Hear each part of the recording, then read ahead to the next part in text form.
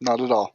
Oh, I just half of my badges fell off my bookshelf. I just realized. Not your badges, bro. Not your badges. What Dude. a terrible way to start an episode. Yeah. You Now we know? can cut that out. Cut it out. Make Joe do work. Yeah. Kind of not Easy feeling peasy. that this week. Really not feeling it ever, any week. But here we are. Look, I got my little Bubba Wallace Funko Pop. Look at that. Nice. Look at Bubba. I can't Holy believe. crap. I was just about to ask, where's the show sheet? But I forgot I have to actually work and find it myself. Mr. Lazy over here. It's crazy. Excuse. Oh, you guys don't send me the show sheet. You don't send me the show sheet. Oh, I'm sorry, I forgot because I added Davey on a shared drive on Google. Well, I'll just add you, Matt, and can't even do it. Can't even do it. Can I pin this? Add shortcut, maybe? Okay, let's do that. Mine's a shortcut. I don't know how to use Google Drive, so. Clearly. Hey, there we go. Or you just, add to your bookmarks the folder. No. Dude, my freaking controller broke. I was trying to play Rocket League and I just suddenly couldn't turn left. What kind of controller do you have? It was just a crappy Xbox. I'm really used to the Xbox 360 controller, and so every time I buy a controller to use for my PC, I just use a 360 controller, and it just. Yeah. I have an off-brand one as well that has a massive dead zone in the left stick, so it is useless. So. Yeah, see, I need to just suck it up and buy a good wired controller, but I don't like any of them. They all look like crap. I like the Xbox 360 controller. Hey, people couldn't turn left in the NASCAR ignition stuff, so. Yeah. Well, that's because they suck. I feel it's not a bug; it's a feature. I like the DualShock 4 a lot. Yeah. I like the Xbox One controller is nice. So. DualShock 4 is awesome. Problem is, I don't have a Bluetooth receiver in my computer, and all those USB. You can? Yeah. You can cable it. Yeah, it's a micro USB. With most games, except GTA 5 for some. Golly, gosh darn it. Yeah, it just plugs right in. I thought I was going to have to write things But down. it works like that? For most games. For Rocket League, it does. Right out of the box, it works. GTA 5, for some reason, doesn't support DualShock 4s out of the box. Only half of them. Okay. Yeah, it's only. Yeah, no. DualShock 4 was built to have plug and play capabilities with Windows. I'm gonna buy one soon then because a PS4 or just the controller? Controller. Oh, okay. The Xbox One controller just works right out of the box too. So. See, I did not have that experience because I bought an Xbox One controller and I have micro USB cables and they did not work. Were you using? Was it Windows 7 or Windows 10? Windows 10. Oh, that's weird. I don't know that. Okay. Well, it's not. It's not the actual Windows 10. Now is it? It's Windows 10 still. Mr. Watermark. Sorry. I had a desktop background, Davey. Real quick. I agree. I very much agree. I had a lecture on Thursday, and the professor, she got a new tablet. And it's one of those. I think it's a Surface, so it's it's on Windows 10, and it had the little activation watermark in the bottom right. And I thought of you, Davey. So I'm thinking about you. And sometimes everywhere he haunts my dreams. Happens sometimes. Oh well. Yep. We're off to a flying start this week. Well, hello, folks. Didn't have a lot happen. Welcome to another edition of the Fake Racers podcast with Davey Hazard, Matthew Steelman, and me, Joe Twansky. We hope you're having a fantastic time. Maybe you're out there celebrating the death of NA18D. Maybe you enjoyed F1. Hopefully you were properly talked to on the starting grid. And yeah, we got a lot of stuff to talk about, despite maybe not some news this week. Not a lot of news, but I think we got a lot to talk about. So let's dive right in. Kansas. Xfinity. Ooh, buddy. I hiked it an hour back from the stadium after the game, so I missed most of the race. L. Yeah. Just L. It was a good race. It was a lot of big implication kind of things happening. Yep. That was what kind of was the deal there. Yeah, so let's talk about that. Harrison Burton, Noah Gragson, they were caught up in a wreck I don't know, was like 2/3 of the way through the race, maybe, with Sam Mayer in the 8 car. It was in like the closing stages, yeah. Yeah. So, you know, that was unfortunate for those two. Yeah. Daniel Hemrick was kind of leading and kind of in second, and he got loose off of turn 2 and spun it around. Also collected Gregson in that one too. But they rebounded. I think they ended up getting a top 10. They did end up, because their stuff was Daniel Hemrick's problem was quite early as well compared to the other guys. The big wreck that took him out of the race. Yeah. That was a hard hit. The two that was just like nothing malicious by Sam Mayer, but just showing his inexperience and not realizing that they're carrying that line that sweeps down to the inside on the tri-oval, and just unfortunately cleaned out 2 playoff drivers doing that. Mm-hmm. So one of which was his teammate and will be his teammate next year. Gregson was not stoked about that at all. We'll say it was quite funny on the broadcast when they were showing like the live feed of Sam Mayer when he was talking, and he smacks the wall and he goes, "There he goes again." Yeah. Like in the interview, it was quite funny. There's Gregson said something like over the radio. He was mad about Mayer. I mean, understandably, but somebody went through his Twitter likes and he was liking all of the stuff that was calling out Sam Mayer, and I was like, those are teammates. This is not going to work for very long. I don't approve of that. Still think it was fun. I think like the on broadcast stuff is funny. I think big thing for me is like once you leave the track, you got to leave those things behind. Like you don't forget them, but you got to kind of leave it there. Yeah, I think that's something that's got Noah in trouble, right? I mean, he gets in his own head too much.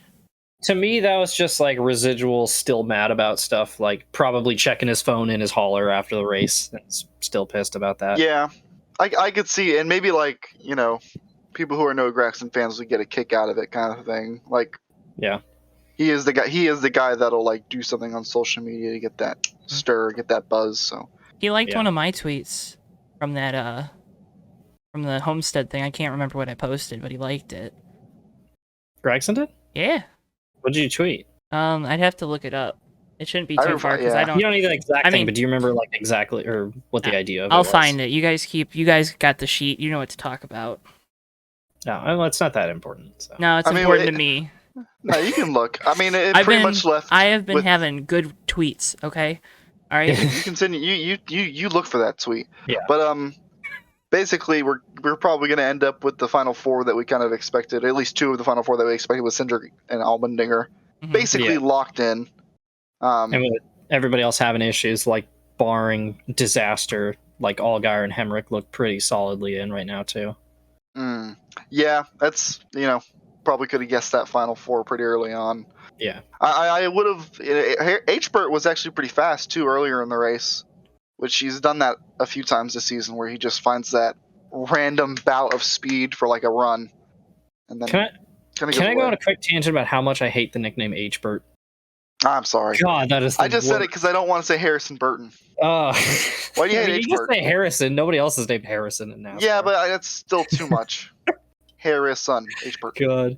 Like C-Bell, I'm like, all right, you're already kind of pushing it. That one's bad. But then H-Bert, I'm like, stop. H-Bert's all right. Bad. Harrison Burton's a lot to type and say. Yeah, true. I mean, we can just refer to Jeb as Jeb, and he can be Burton. So there you go. Or we can just call him H. Burton, J. Burton. I'm gonna die on this hill. Anyway. Yeah, no, it was fittingly a week after I said he's done pretty much nothing all season. He goes out and runs really well. So you were probably you were about a wreck away from eating your words. Yeah, the Steelman curse is alive and well. So anyway, while Joe is continuing to look for this tweet, dude, you want to move on to I thought I tweeted it on my main, but I guess I must have done it on JTN. I think you did. All right, because I remember the tweet, buddy boy. Hey, we got to try to get that clout, somehow, some way. Ooh, do you remember the little Cindric's playground thing? And do you remember that? I took Austin Cindric. So Kyle Larson won the Cup race. You gotta follow on Sunday. JT on Twitter. It's beautiful.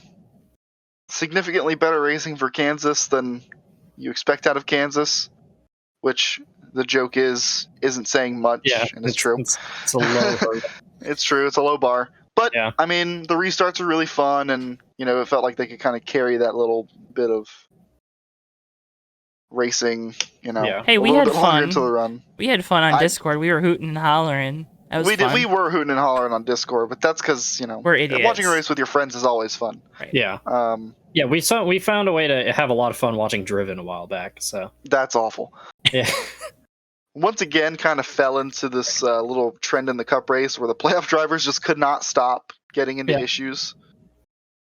Because you had Kyle Busch blew multiple tires, didn't he? Mm-hmm. I think he got the wall multiple times. Truex spent almost the entire race a lap or 2 laps down. Still came back to finish top 10. Yeah. What happened to Brad? Did they just not have a good car, or what happened? Blew a tire, got off sequence because they blew a tire, couldn't get the laps back. Finished 17th, a lap down.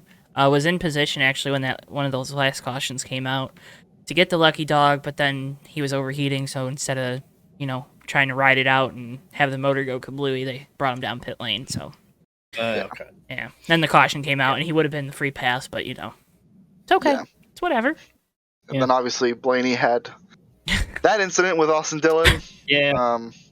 Like the scheduled Ryan Blaney L of the season that knocks him out of the playoffs. I mean, here's the thing about Blaney. I think he's like 1 point out right now. Yeah, Like, because that's luckily not everybody awful. below him basically had problems too. So instead of him losing ground, the whole bubble just kind of shifted down in unison. But the problem with that is now you have those 6 guys, or no, 5 guys. Sorry, math is hard. Because Hamlin and Chase are like 30 points to the good. So you kind of have those other guys. It's whoever wins out of them pretty much. Barring a Harvick style meltdown, those 2 guys are safe, basically. Which would be funny. It would be pretty funny if the defending series champion and the guy that probably could have won the championship last year didn't make it to the Final Four somehow. That would be pretty funny. Big funny. Because I know everyone said Harvick should have won the title last year, but Hamlin. Anyways. I just simply wouldn't choke a 46-point advantage at Martinsville. I don't know. Yeah. I mean, part of that also wasn't totally his fault. I think one of the mile and a halves was like it was like something happened. There was like rain or something. It was Texas. Oh, yeah. Texas. Oh, I was going to make a joke about it also being Kansas, where he couldn't pass the leader at the end of that race. No. Well, but the thing was, he still had a decent gap, Harvick, that is, last year. And they brought an awful car. They were 40-plus points going into Martinsville, and then they spent the entire race 2 laps down because he got into a pissing match with Matt Kenseth and cut his tire down. And then, so they missed out on all the stage points, and then Chase winning bumped him down to the bubble spot, and then Brad knocked him out because Kevin doesn't know how to bump and run somebody. The unfortunate thing about that is because it seemed like he wanted to do it fair, but then realized he wasn't going to be able to, and like it was too late to bump and run. So himself. Yeah. It was one of those things where it was like he clearly doesn't know how to spin somebody out because he tried dumping Kyle Busch on the exit, and it's like just lay into his bumper going into the corner. And just clear. I mean, he knew how to do it at he, Talladega, so I think that's why I'm saying. Funny. That's what I'm saying though. I think he like waited too long to make the decision. So like he went into the corner with the intention of trying to beat Kyle Busch off. Wasn't gonna happen, and just he like just kind of panicked, hooked the right. It wasn't gonna happen. I mean, he wasn't gonna beat him off the corner. I would have caught that, Joe. Don't worry. Yeah, he wasn't gonna beat him off. So. I just need sound clips or something to make this show a little bit better every week that I can just like play them at random points. Like we need a soundboard. We're like 5 p.m. sports radio where they just play our local sports station. There's a clip now of the Lions owner. They were doing a retirement for Calvin Johnson, really good player. I know, Davey, you don't care. You'll find it funny though. Football. And anyways, kind of, Matt knows, and probably everyone else except Davey knows, but left on not great terms because they took money back from him, even whatever. And they were just booing her, and she just goes, "That's all right. That's all right." It's great. It's wonderful. Look it up. I need to get a soundboard set up for Oof Sides because I have a very specific bit this week that I can say because nobody who's on the show is going to be listening to this by then, where when we talk about Case Keenum is I just want to have the chorus for Hero by Foo Fighters start playing. So it's like, then Case Keenum, there goes my hero. Davey, was there any good football matches this weekend on the pitch? Yep. Okay. Yep. Tottenham lost to West Ham. And it sucked ass. So Oops. I can say that. That's fine. That's not a bad word. I do like how Davey just goes on his phone as soon as like any football tangent comes up. As soon as any tangent that he doesn't care about, he just spaces out. A real team player that Davey Hazard guy is. I have a low. Yep. No, Pretty but uneventful race after restarts at Kansas on Sunday. so as is tradition. I love it. It was still, like you said, it was a good race for Kansas. The cooler temps helped. The godly winds helped. Made it tricky. Yeah. Yeah. So, but also pretty cool for Hendrick to get a 1-2 on the 17th anniversary of that plane accident. So, and it was Larson driving Ricky's paint scheme, winning it too. So that was pretty cool. So, might have to add that to the long list of Larson diecasts that I'm gonna have to buy at the end of this year. And he'll of course use Parker Kligerman. Yeah, Parker Kligerman ran great. Running top 15 on pace in stage 1. It was beautiful. I might have accidentally bought a second fast hoodie. Because I definitely bought one. So I bought one the last time they did the $1 promotion, but it says my order's been processing for like 3 months. So I just went on there and I hit like the order again button, and I was like, maybe I can just like, go through the whole process again. And it was just like, yep, you've ordered a second one. And I was like, oh, well, guess I'm getting 2 fast hoodies then. Yeah, I couldn't get to the site. It was like crashing and whatnot. I was sad. Yeah, I'm sure when they got TV time, I did it just prior to the race. Yeah, same. I'm sure when they got TV time, it was going nuts. I didn't even think about it. I had plenty of brand activation for your favorite driver, man. Yeah. Can't wait to buy some Oscar Mayer bologna or Bologna, sorry. And bacon next year. Nice. I'm excited.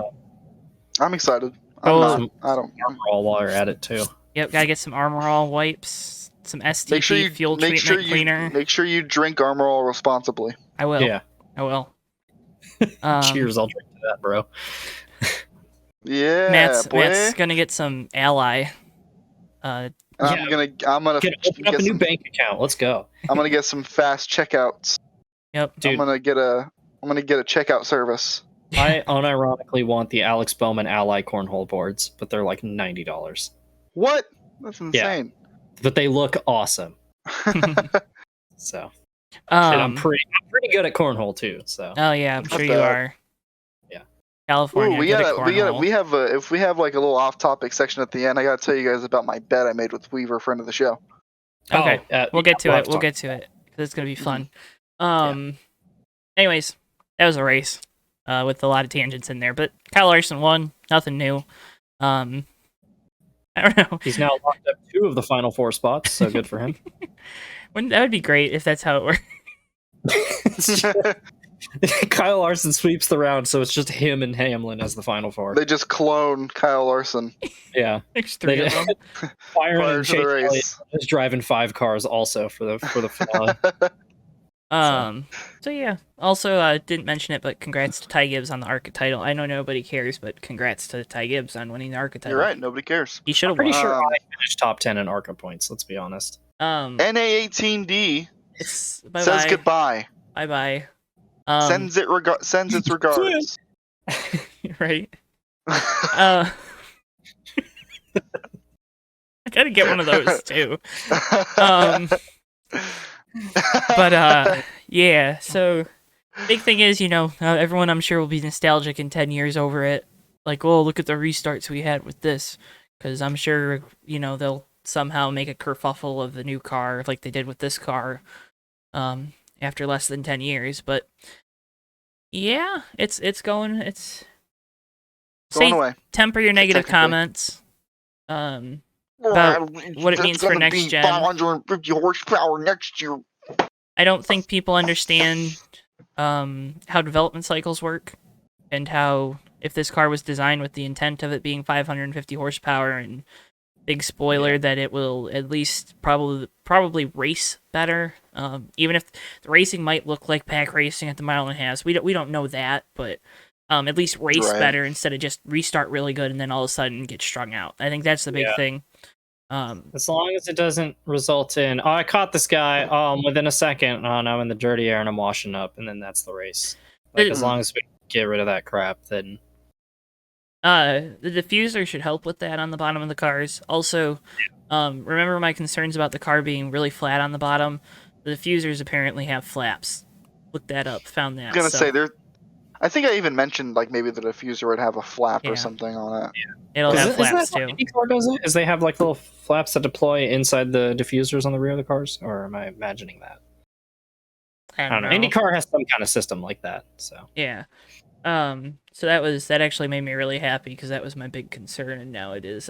Well, it's still there because it's still flat underneath the car, but hey. Yeah. Yeah, I didn't. I would have hoped that wouldn't be an oversight. I wouldn't be surprised though with some of the things we heard. So, it's not like they put a wing on the COT and then they're like, "Why do cars keep catching the air?" But again, temper those. I know everyone hates the package and whatever, but this new car is not going to have as much side force, which is a huge thing. Yeah. Even if it has a similar amount of down force, because that side force is like down force, it works the same way in terms of how you're gonna set up the car and get it glued on the track and blah blah blah blah blah. So they shouldn't be as glued to the track. And I mean, we'll see, right? We wait and see is the big thing. They probably won't race like they do on iRacing, believe it or not. Is that crazy?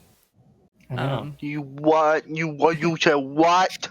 But oh my god! Honestly, there were some good races with this package. There were more bad ones, of course, but there were good races here and there if the conditions were right. And I think that's the big thing about this package that All-Star Race was why we got into it. All-Star Race is at night. It's cooler. We thought, it also wasn't that good. Yeah. So yes. Yes, but the restarts. The All-Star Race was not that good. But the restarts were, and the All-Star Race is only restarts. Yeah.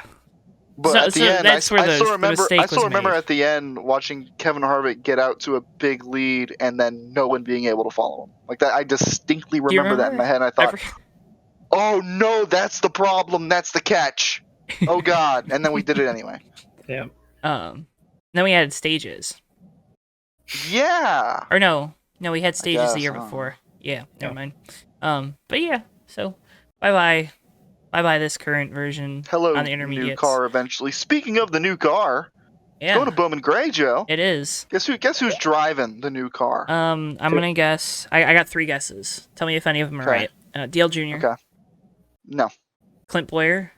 Nope. Tony Stewart. Nope. Ugh, who is? Robbie Gordon. That would be awesome. So those 3 that I named off, they're going to be testing at Bowman Gray on Tuesday, which is either today or tomorrow, depending on when this podcast comes out. Stewart is going to test it in the morning for Goodyear, so they can figure out what kind of tire they're going to bring to LA for the Clash. And then Junior and Boyer are going to get in it because they need experience in it if they're going to be calling races about it. Would have liked to see Jeff Burton also getting in it, but yeah, that would have been. I think that probably would have been helpful, but I don't know. Yeah. He'll probably get enough from like talking with Harrison and stuff. Yeah. Or maybe it'll be that kind of intermediate perspective, which I think wouldn't be a bad thing. Because obviously Steve Letart's going to bring a lot of the technical stuff, especially with his role that he has at Spire. So yeah. I'm just going to get in ahead of the curve. How about that Junior Motorsports Cup team? Question mark. Imagine it has a big 88 on the side of it, Junior Motorsports logo right on the hood. Oh boy! God, do you know the SHIT storm that would create? Oh yeah. That's not fair. It's not fair, dude. Think of the NR concepts we're gonna see on Twitter. Okay. I'm looking at you, Steven and all the boys. All of those guys that do really good concepts, and then there's me with my little doodles. Hey, hold on. Tweet, intermission. Time for a break. Hey, Joe. Yeah. Energy. All right, so next topic. What? Joe, you just seem really bored. I'm like excited. I'm having a great time. I didn't even. I'm you sorry. you sound so bored. I want you to have a good time. I want to have a good time with you. I want us to have a good How time do you together. wait? Whoa. How do you know I'm not having a good time? So here's You don't our know next that. topic. You don't know that. You just sounded very stop assuming. sad. I was just getting a high energy. Assuming things. I was letting the viewers know that we care about our energy. Hey, guess what, viewers? Joe's wacky. Whoa! And Matt's drinking a Red Bull. Sick. Very tired. He's about to have wings. Sick. That's so sick. No, but let's talk about a big one. That we This is a big one, actually. We do not Genuinely. That's support. why I wanted to get the energy, because this is a good discussion. Gatekeeping motorsports was a topic that was out there in the weekend, and so it's everyone's favorite IndyCar YouTuber, David Land, had a tweet. I'm gonna say his name. Everyone's seen it. I mean, he made the tweet. Everyone knows what we're talking about. Not necessarily a tweet, more like a clown post. Yeah. I'm not gonna. It was pretty bad. Go into that, but well, let's first talk about the idea of gatekeeping in motorsports and why that's not a good thing. Gatekeeping is stupid, Well, and people who is do dumb. it people who gatekeep should go outside. Touch grass.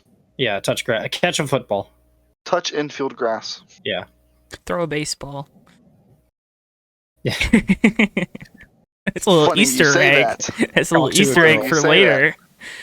The World Series starts tomorrow, Tuesday, October the 26th. That's what we were going to talk about at the end. But Clearly. we're sending Davey to the World Series. Reporting. He's from actually he's starting for the Braves. Did you guys know that? I mean, You know how sick that would be? if we talked to a friend of the show, Ryan Pace, Davey would probably be better than some of the guys in the bullpen for the Braves.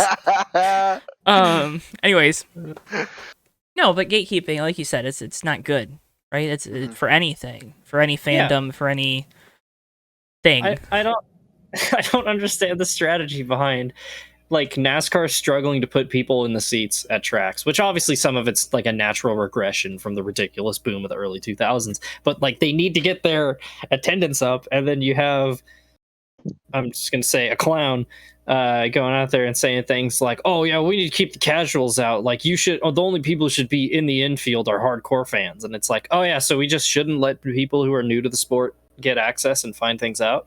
Because like every time I've taken a first time NASCAR or somebody to a NASCAR race for the first time, they were like, that was awesome, I want to go again. Yeah. So why should we shut that out from people who want to go?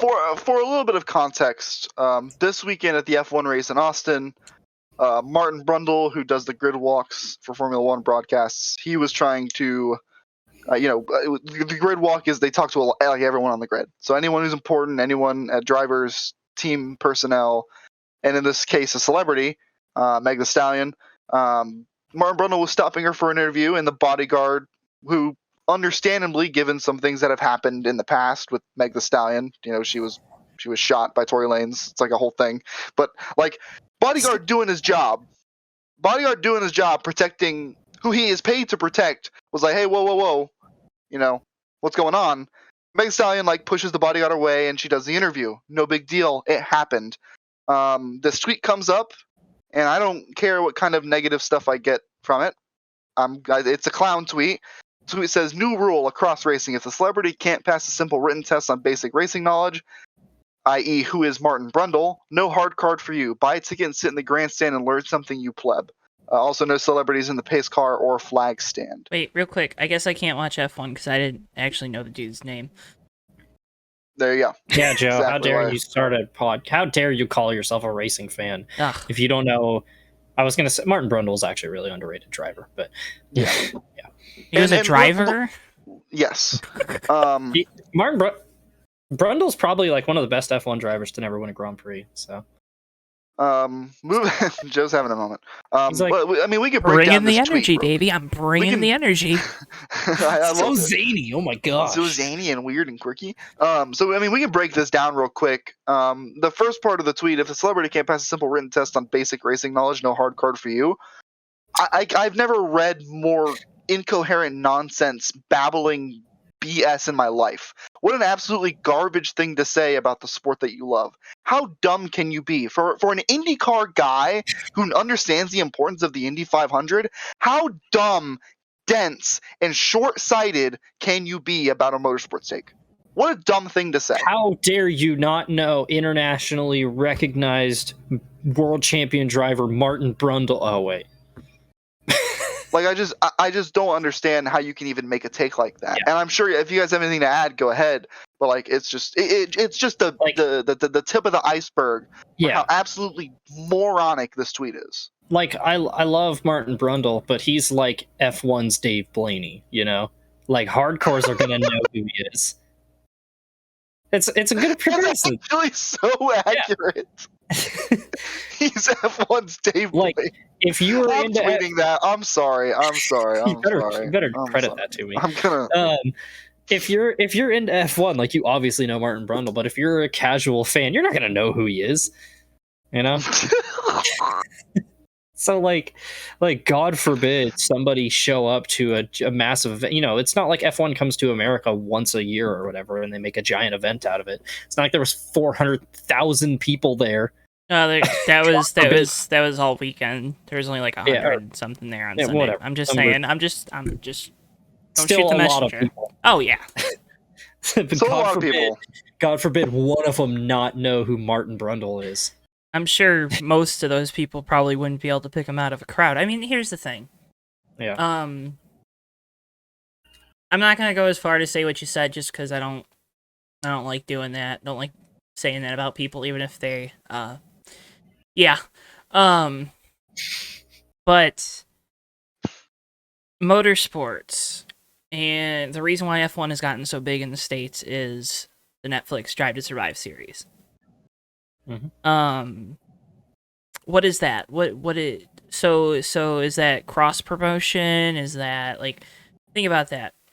All of a sudden you have a popular artist on the grid at an event, social media posts, even if they're sponsored, which I'm sure someone would say, "Oh, well, she was sponsored to be there." Just makes no sense, because, you know, we've seen. Do you remember the Jamie Little ponytail flip in John Cena's face? Like, instant meme at the Daytona 500. There's all this stuff. There's all this stuff in other sports too. How many baseball games do you, and they show the celebrities in this, they're sitting right behind the plate, or And here's why I say this about this person. I know you don't want to. You're a better person than I am, because I care. I care about racing.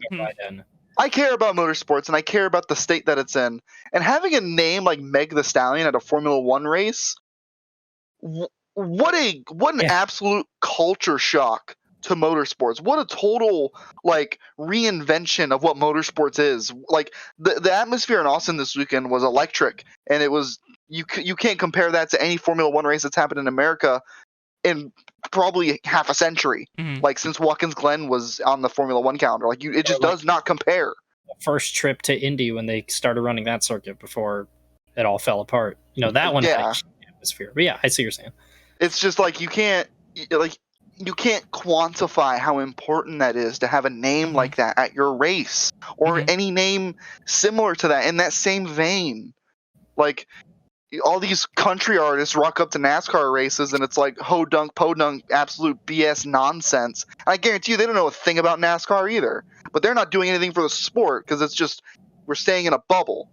We're staying in a dumb little bubble of just annoying musical artists that know nothing about the sport, because apparently that's a problem. But, like, at least Formula One has the draw, and has, like, the it is attractive enough to people in general for people to come together, and, like, everyone enjoy it and see their favorite music artist there, or, you know, their favorite actor there. Ben Stiller won a race this weekend. Like, that's insane. That's a big name. It's important.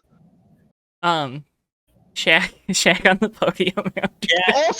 Also massive, literally and figuratively. Like a perfect example was when Alvin Kamara started watching NASCAR during pandemic, and now he's bringing, like, an entirely new fan base into NASCAR because he's so hardcore a fan of it.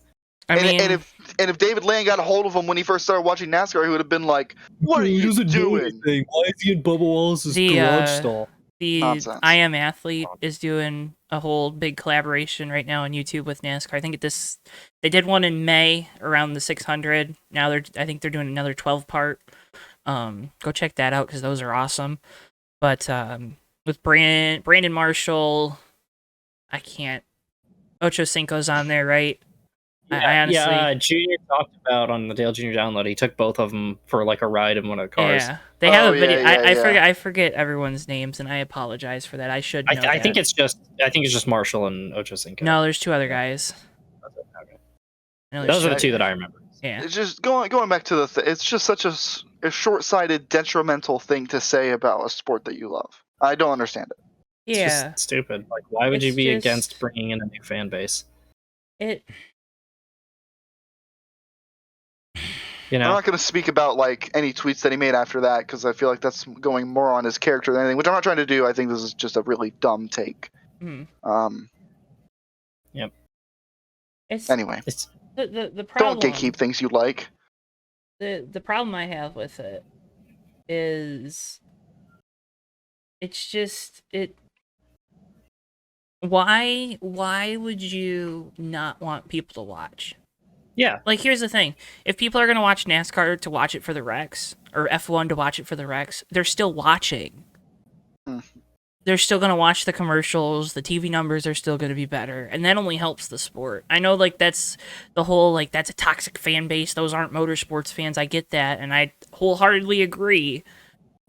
But sometimes that's a lesser of 2 evils than those people not watching and all of a sudden the ratings go in the can and NASCAR is getting streamed on ESPN Plus, or you know what I mean, like stuff like that. Yeah. Not that that's something oh my goodness, shouldn't have said that.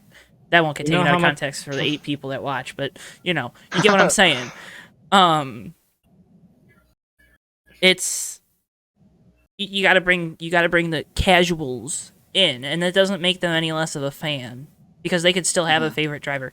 Heck, if they're only rooting for a car because of the way it looks, are they just they don't know the driver? Does that not make them a racing fan? Should they not go and participate? Should they not go to the race, spend money, buy a ticket? Every NASCAR fan did that when they were a kid.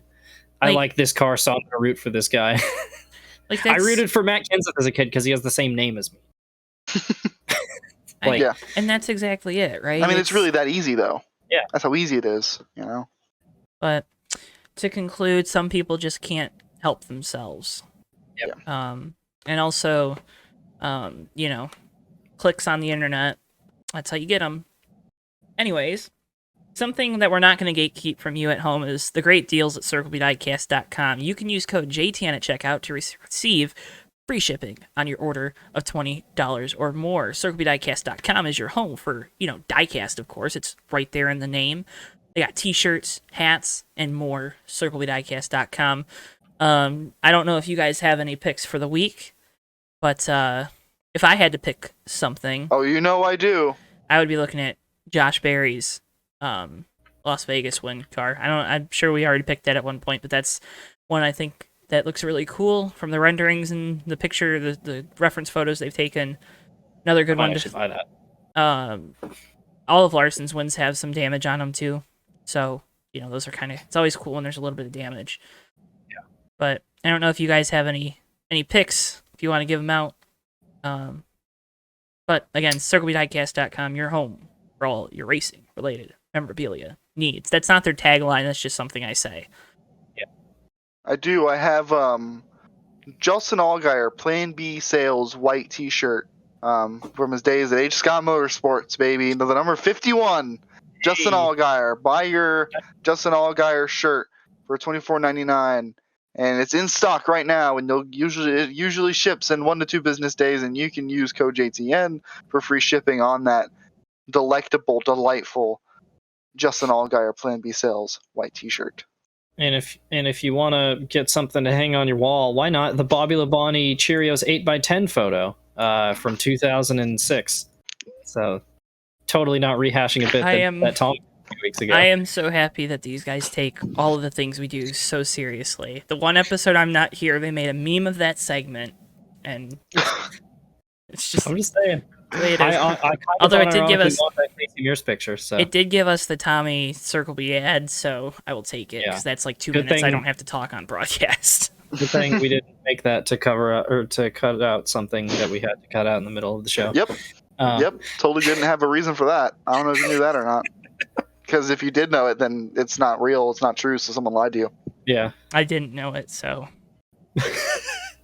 Were you guys being mean to me? No, we're not being mean at all. No. It was nothing. No one was. Well, something was mean to me, but we'll get to that. Was Tommy Maybe mean to you? check my channel for that clip. So that might go up on there. Okay. Oh my God! Please, I want Please it. put it there. It's quite Dale funny. Jr. 88 Rocks. YouTube.com/Dale Jr. 88 Rocks. Future NASCAR schedules are again in the news. Ben Kennedy was talking with the Sports Business Journal, talking about how they talked about how they have a mock 2031 schedule that they've kind of had going around in the NASCAR offices, talking about if tracks aren't meeting certain criteria, they're going to lose a race, if not all of it. This begs the question, NASCAR owns at least half of the tracks on the schedule, or at least promotes half of the races on the schedule now, with like Road America and whatnot. How likely? I really don't think it's likely that they take races away from some of these places that I think would fit the criteria of not having enough attendance. Immediately we go to Texas, and we look at that, and it's hard to see them moving away from Texas. So, the problem is it's the way it was written. At least with Dover, because Dover is publicly traded, so all of their financials and stuff are out there. NASCAR's SMI, ISC aren't publicly traded anymore, so their financials are kept secret, it's confidential, whatever. But it was a 70% attendance, so ways tracks could get around the loophole, cut the grandstands, and then that begs the question, well, why can't we go to Iowa then? Why can't we go to the fairgrounds? Why can't we go... Yeah, you do start opening up the door for other facilities and stuff like that to especially take those dates away anyway. Yeah, well, and especially when the tracks now make so much off of the TV deals, so it's almost as if they've been de-incentivized. I think I said that right. You did. Yeah. Good. It's been a long month. To bring fans in, because that's not even half of their revenue for the weekend. So yeah, Tommy Joe Martin's tweeted something that like tracks take 65% of the TV revenue or something like that, which is kind of ridiculous. Yep. 65. Is that not what I said? I don't know. Oh, maybe you did. I thought you said 70. Something like that. I missed it. I saw Numbers. I'm gonna do my weekly plug to a Dinner with Racers episode. And I know this is I'm gonna catch flack for this one actually, for multiple reasons, not just because I'm plugging another podcast, but because it's Eddie Gossage's one. He talks a lot about TV deals and how that factors into race attendance and race winnings and all that fun stuff. It's actually a very interesting episode. The other thing is, a lot of these tracks, the ticket prices have gone up in the last year with COVID because they're trying to make some of that money back. That's probably not the best way to do it, because you weren't selling out before. You're not going to sell out by raising your prices. You're going to turn more people off. In my opinion, that's how I do our business here at JTN. Right? Is everyone's got to win. I don't want to just be the only guy winning. So yeah, I mean that's the big thing is these. If they are to move away from these places, I don't know how likely. Like, how much are they going to stick by their word? Because Michigan right now has 1 race. Kansas has 2. I would argue that those tracks are about the same. I don't know why Michigan lost. Well, I know why Michigan lost a race and Kansas didn't, because Kansas has a big casino on property. But if those things are a distinguishing factor, then why do you even have the racetrack, right? Yeah. I think the way to go is to get rid of a lot of duplicate dates. Keep some of the essential ones like Martinsville and Bristol and the plate races and everything. Richmond But like would be one that people would probably argue that you could have 2, but it only needs 1. Kansas doesn't need 2. Las Vegas doesn't need to. Mm-mm. And again, I'm bringing up the argument I always bring up when we talk about scheduling. Having one race makes the racing at that track better. New Hampshire races got better when they lost a date to Las Vegas because it's unique, right? If I only go here once, I thought the Michigan race this past year was the best Michigan race before all the cautions at the end that kind of screwed everything up. That I've seen in a while because it was the only race at Michigan. And even if that's just something like in your head, right? If it's not actually something that's physically there, but it's a better race because it's the only time I get to see this. It's still a win. Like who cares about how you got to that thought if people are having that thought and they're tuning in, paying money to go to the track. It's that supply and demand, right? That's all it is. All of a sudden you cut the supply in half of tickets because now you only have one race instead of two. Everyone's gonna want to go to the one race. They're gonna be angry that you lost a race, but you kind of have to deal with that, and then you can hopefully make other people happy in a different market. The street races have obviously been brought up. I personally don't like that idea. We'll try it. I don't care if we try it, but if I just don't like it, I have to see it. I don't know. It was that fan council survey last week though. It was hilarious. Some of the things on there. I did see some of those questions. I don't remember them off the top of my head, but there was, if you want to see like an exhibition series, what kind of vehicles would you like the drivers? There was like flying car, there was like water car, there was like a bunch of stuff in there. I think I saw drones and stuff too. Yeah. They asked about what type of fuel, and they had like hydrogen fuel cells, electric, obviously, ethanol, gas, like straight up gasoline. I asked if they wanted to see SUVs, pickups, coupes, whatever. And it was a fun survey to take, let me tell you, because there was some things, and they also had in there, the big thing they had in there was the schedule and how you'd want to see the schedule. And was I a little selfish in how I did it and gave Michigan 2 races? Yes, but I think exactly what you said, Davey. I think I did two at Martinsville, 2 at Bristol. I did 1 at Richmond. I did 2 at Daytona, 2 at Talladega. Took a race away from Kansas, took 1 from Vegas. 2 at Darlington was pretty good this year. I can't remember if I did that, but I might have. I like 2 at Darlington. Yeah, same. So they're at least listening. They had other tracks on there too, like they had IRP on there, Portland, Mid Ohio. I saw that. I saw they had a bunch of of the new tracks that they're going to with the feeder series. So yeah. I don't know. They had the Indy Oval on there too. I think I put that on there instead of the road course. Even though I went to the road course this year and it was good. Well, shame. I just like the prestige of it. I don't know. But yeah, I don't know. I know I talked a lot here. I apologize. But scheduling's something I really like. It's fun. It's fun to think about. Big fan of spreadsheets here.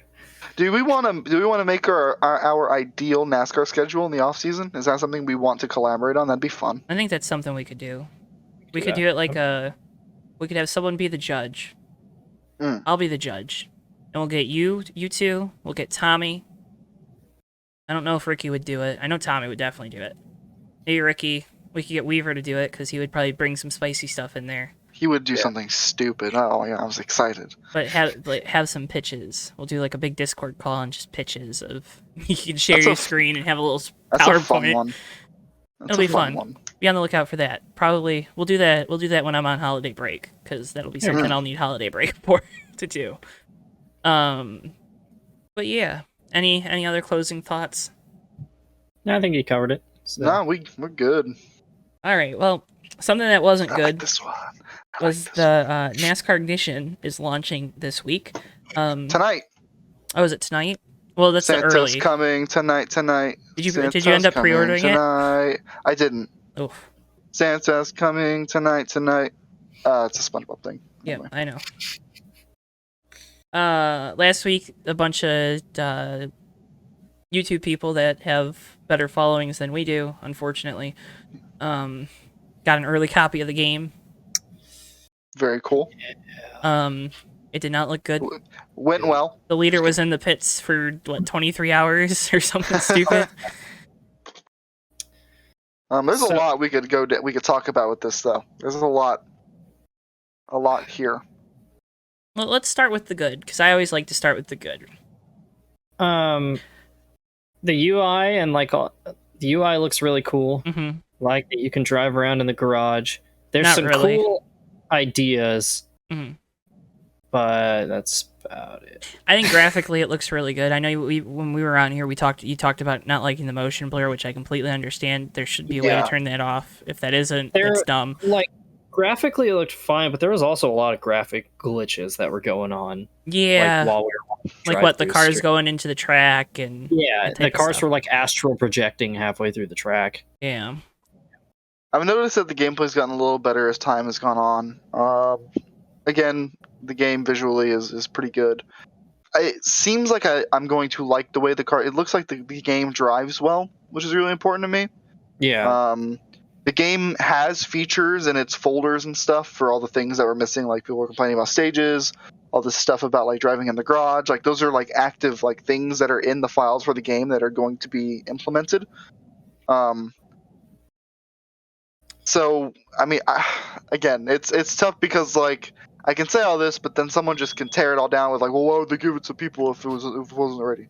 It's like, okay, yeah, fair point, but like I'm not the developer, I can't answer that question.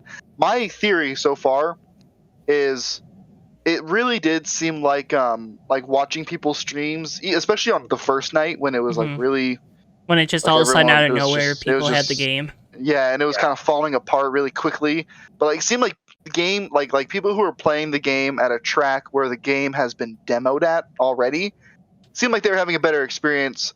Leads me to believe that maybe it's something like maybe not having the stages right now. Maybe XYZ thing right now is like a component, a symptom of the game kind of being in demo mode currently. Mhm. Because the way it is they got a key of the game, the last version of the game that they uploaded to wherever they downloaded the game from, because they got a key. And one of the big things of that too was the experience, like reliability wise, was completely different based on what platform you were playing it on. Yep. Because the initial thing is we were watching a PC stream of it, and the PC version was really, really bad. Mm. And I remember when we first talked about when the game was announced, and we were talking about how it's kind of bare bones feature wise. Is one of the things I said is I was like, if it's going to be bare bones, you need to nail the basic product. The driving has to be completely solid. You have to, because this is kind of like a launch pad.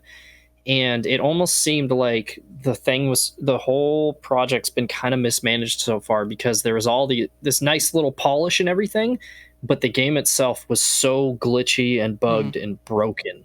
Like when this initial thing came out, and then when everybody pointed out, it was like, oh, okay, well the PS4 version was all right, and it's like, doesn't that kind of speak to the mismanagement of it too? Because they can't even get down what version they're sending to people, and they. Like, I don't want to trash this game because it obviously hasn't come out, but it really rubs me the wrong way that you send a game out a week before it launches to influencers, not to bug test it, because they are not QA testers and you are not going to get the kind of info that you need, but you're sending it out for publicity and you've sent out a completely broken product. Yeah, I think that was the big issue I had with it too. It's like, yeah, if you have all these guys that have huge platforms that they've built kind of over the last year and a half around racing games. Yeah. And they rightfully so put your game on display. Did a great job of putting it on display, but what they were putting on display was complete garbage at times.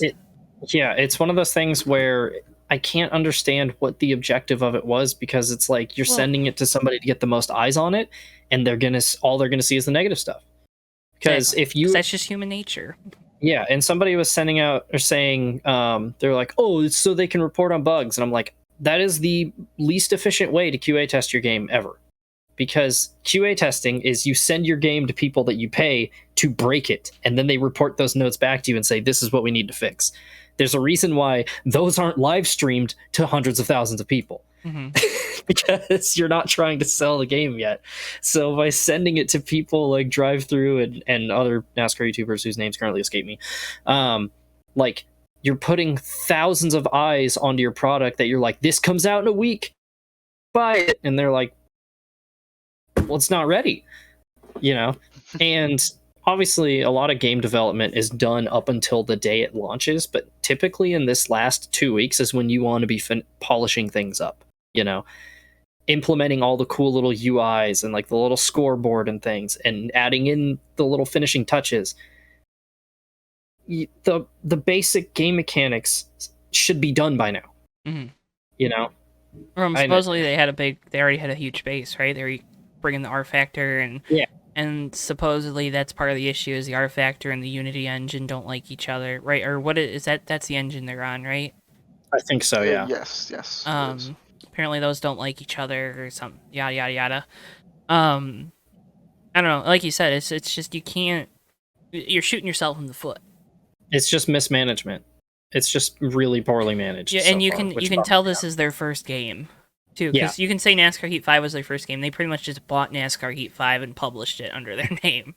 Yeah. Is how that ended up working. So, and this is one of the things I was really nervous about it too, because after they announced this game, they announced they're making an IndyCar game too, right? 2023.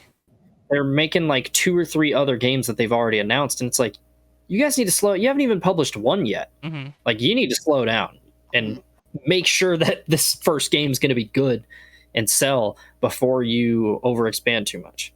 Mm-hmm. Yeah, I would truly like from the driving that I have seen, and the breakthroughs that Davin's kind of gone the drive-throughs kind of like playing with the game a little bit, getting a little bit more familiar with it.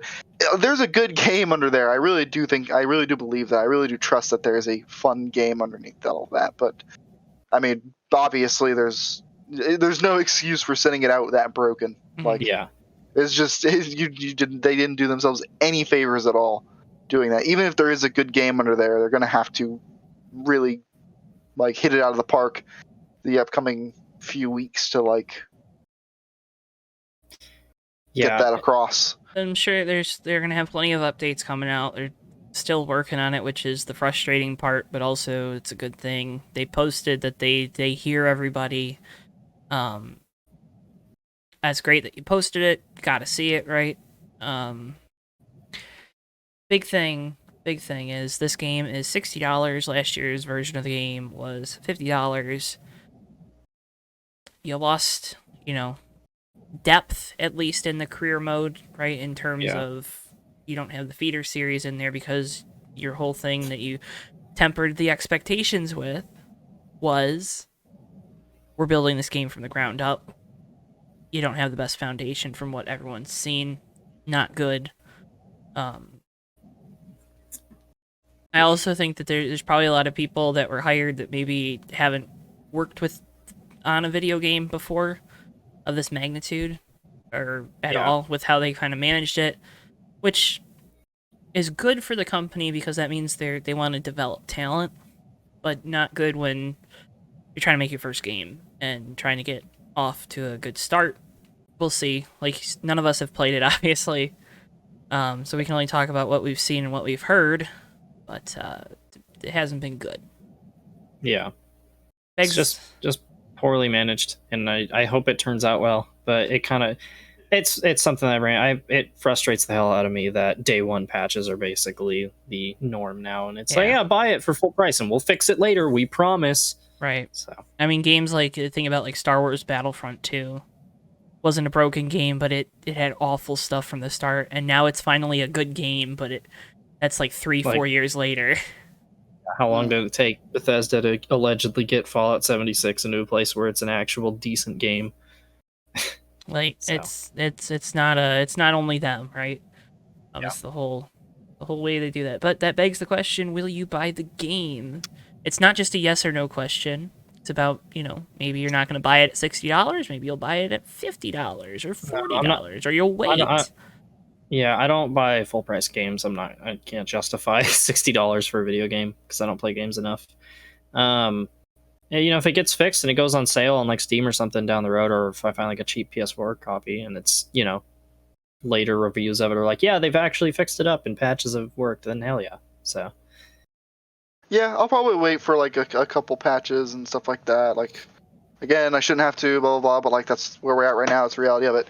If it looks pretty good a week or two after release day, I don't mind buying it full price. I like NASCAR. I want to buy the game. I want to play the NASCAR game. I haven't played a NASCAR game the year it's been released since NASCAR 09. So, actually, no, NASCAR The Game 2011. which was another awful release. Wasn't great. Game. Yeah. But my point is, I haven't done it in a while, and Mhm. this game, the driving looks promising, and if they can, polish it up the way Yeah. everyone wants it polished up, then I'm gonna be happy with it. So, might as well. I'll buy it.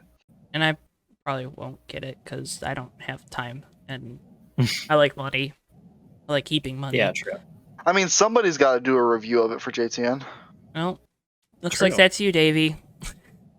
I Tommy reviewed. said he was going to do a review of it. Maybe you can ask him. Maybe Oh. you can get in on that with him. That's Do Tommy. 1 out of 10, not Tommy. 2003. Yeah, really. It doesn't have a 2003 mode. Bad game. No Pontiac, 1 out of 10. You know that's something he would say. He would absolutely come back with that, I think. But that was, NASCAR Ignition. We're gonna ignite some feuds this weekend Shut at up. Martinsville. Shut up. It is the elimination race for the NASCAR Camping World Truck Series, the NASCAR Xfinity Series, and the NASCAR Cup Series. Trucks and Xfinity are on Saturday for some reason, with Cup on Sunday, of course. Don't know why they're doing a doubleheader on Saturday when last year they did it over the course of 3 days. Think that's a dumb idea. At least I think they did. I can recall the truck race being at night on a Friday. But I guess maybe that was in the spring? No, Xfinity was there in the spring. I don't know. Still think you should have them. Trucks were at night. I think they did spread Still it out think you over should 3 have days. it 3 days, because you should. Unless they did like Xfinity in the morning and then trucks at night. I don't know. Can't Whatever. remember. Point being, Bug. don't have 2 races on the same day when they're supposed to be so important, in my opinion. But maybe, you're giving people a better deal, I guess. That'll probably incentivize them to come to the race. Anyways, so the trucks return. John Hunter, I believe, is in the playoff. He's locked in. Let's see. Yes. Maybe. Is Parker Kligerman running? Need to know if that's who Davey's going to pick. Let's see. Ben Rhodes is at 3104. Then it's Kraft and Creed, Reason, Smith, Hocevar, and another Smith.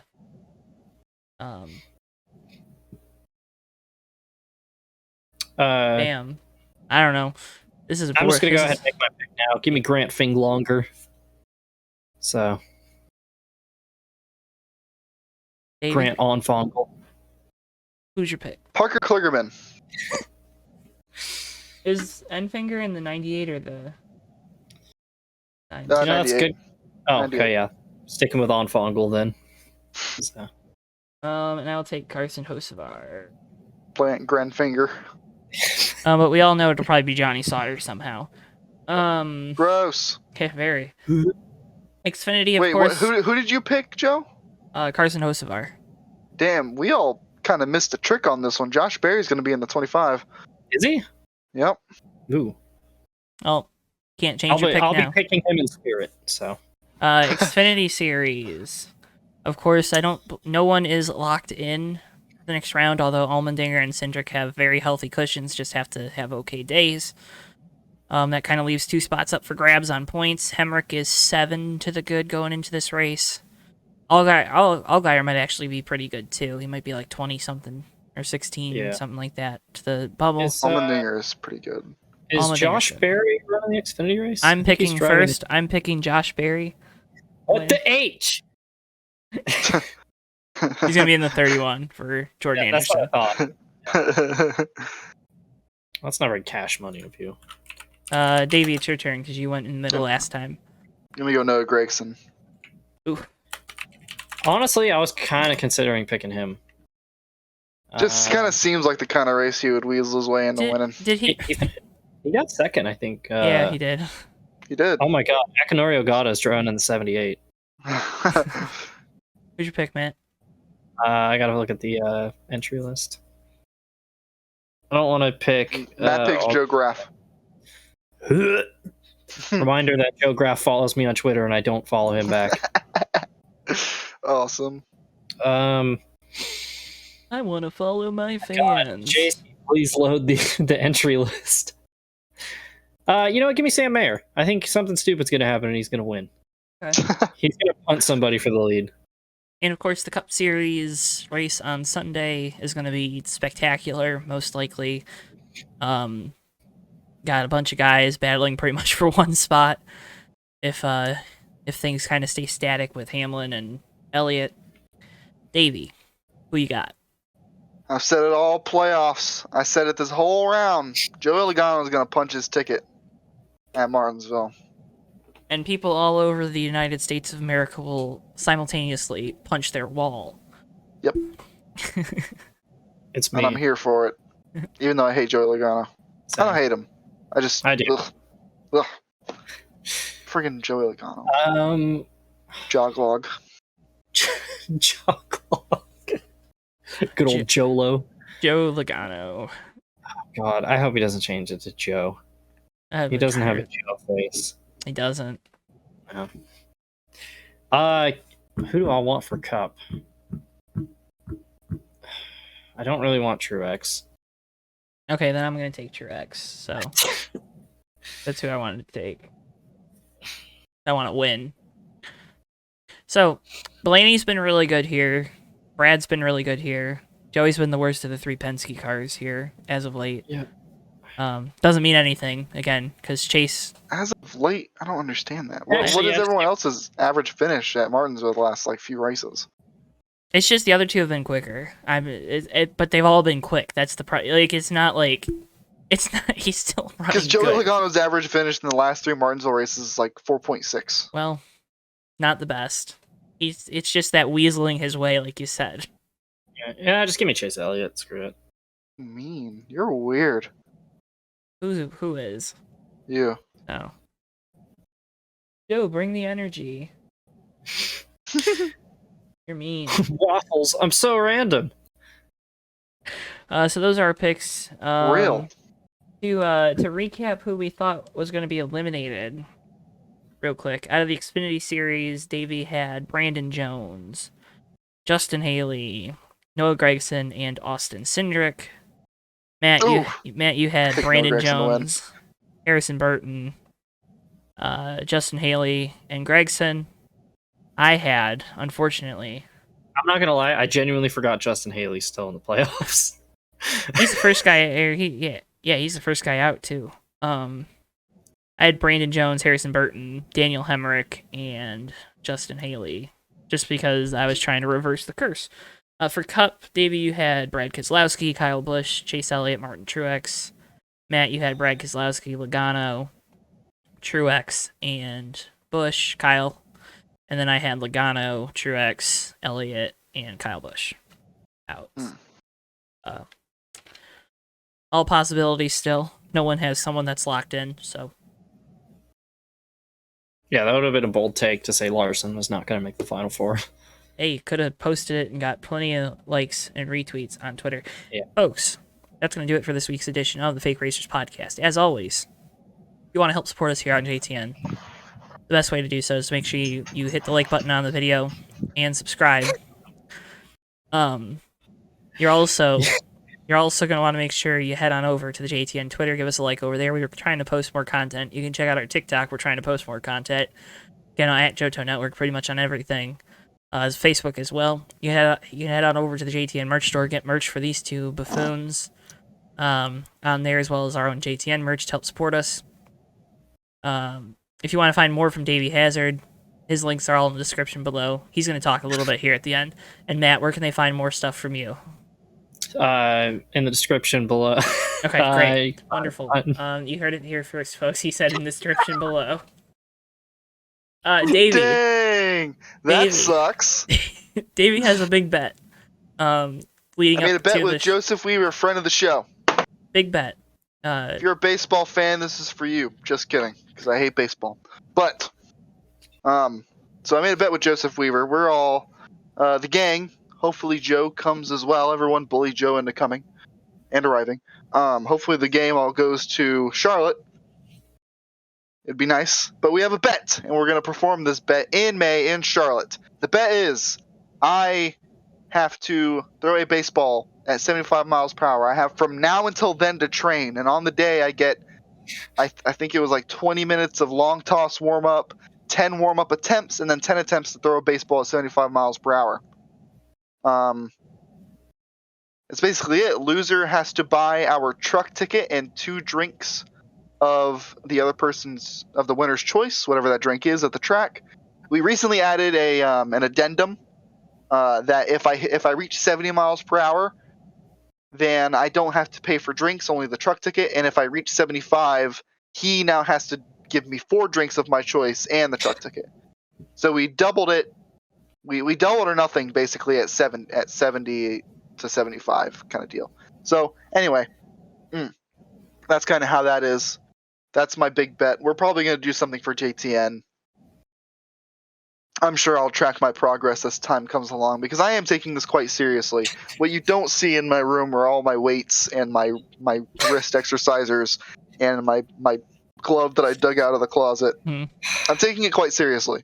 Are you just gonna straight up 2-seam fastball it? You gonna try probably to 4-seam?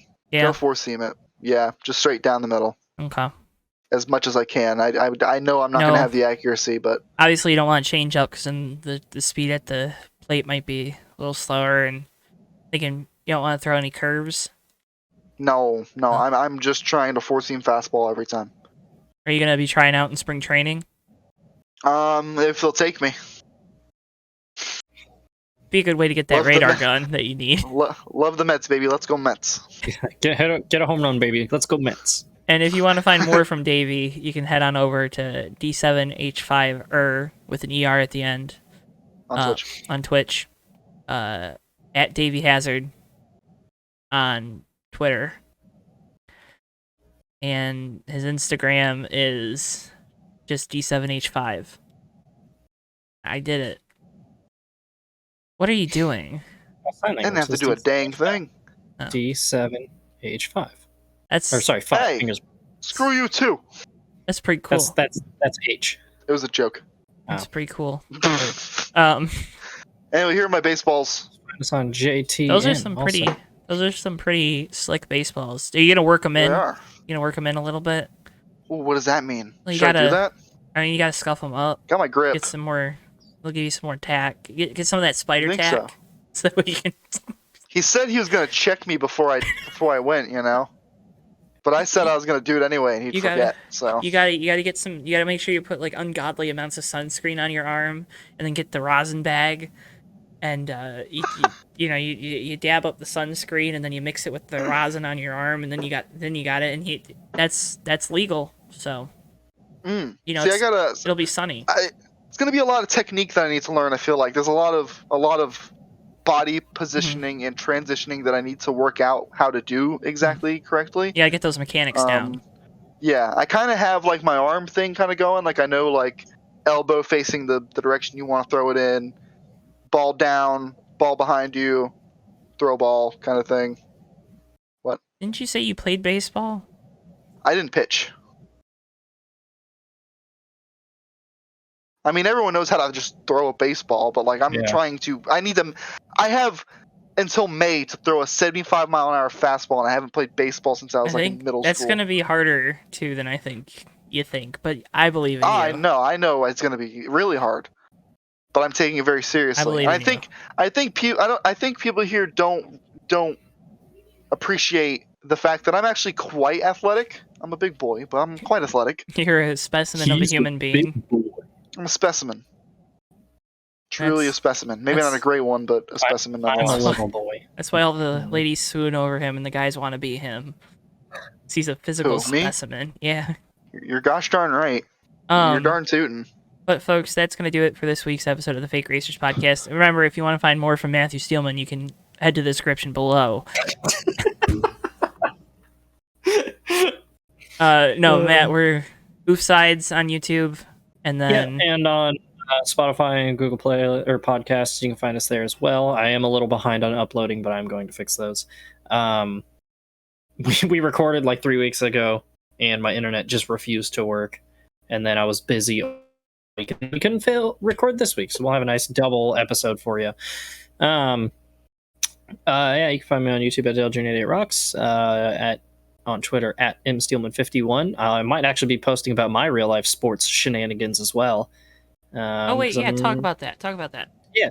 Back when I was up until I was 15, I used to race BMX. And I still ride bikes and everything. I do like downhill mountain biking with my roommate, and I ride a little bit of park stuff. But I bought a race bike, and I'm going to be hitting the track again for the first time in 11 years. Awesome. I tried to go to the track twice the last week, and both times were basically the only times all year that it's rained out here. So, yeah, I found out that even though I'm racing for the first time since I was 15, I still have to race intermediate class. So I'm probably going to get the floor wiped with me. So that'll be fun. But yeah, I'm looking forward to hitting a racetrack again for the first time in over a decade. That's so cool. I'm super excited. Yeah. So maybe I'll wear my GoPro for one of them, and so Yeah. you can watch everybody very quickly ride away from me in my race. So. As long as you're having fun and you Yeah. you take it as a healthy thing, not Yeah. as an unhealthy thing, like some people we know with their competitive side. I like to throw a lot of shade at people we know, just kind of underhanded, make them think. You know, isn't that right, Davey? I just thought of two memes I need to make, because there's one earlier which is when Davey said he was going to catch some flack, so I need to make a meme of like a football player like reaching for a ball, and the player's Davey and the ball is flack, and then since Joe is throwing underhanded shade at people, it's like somebody like underhand softball pitching, and that's Joe and the ball is shade. So there's a couple audio memes for you. Oh, man. But anyways, folks, thank you so much for watching this week's edition of the Fake Racers podcast with us. We appreciate you so much. Again, make sure you hit the like button if you're watching us on YouTube. Share it. We really we need that, and we really appreciate that. And just, if you like what you're hearing, let us know. And if you don't like what you're hearing, you can let us know. We would prefer if you didn't, but you can let us know if you don't like what you're hearing. Be nice. I don't know. These two aren't. Be nice to me. You can be mean to them. If you say mean to me, I deserve it. You can be mean to me. Casuals listening to the podcast. Hardcore fans only. Yeah, hardcore fans only. Meg the Stallion, if you're listening, stop. Don't stop. Please don't. But thank you folks so much for watching this week's edition of the Fake Racers podcast. We can't wait to talk to you next week as we set up for a championship. It's going to be fun. You're not going to want to miss it. Two episodes to go. 2 episodes to go. Dose. Deuces.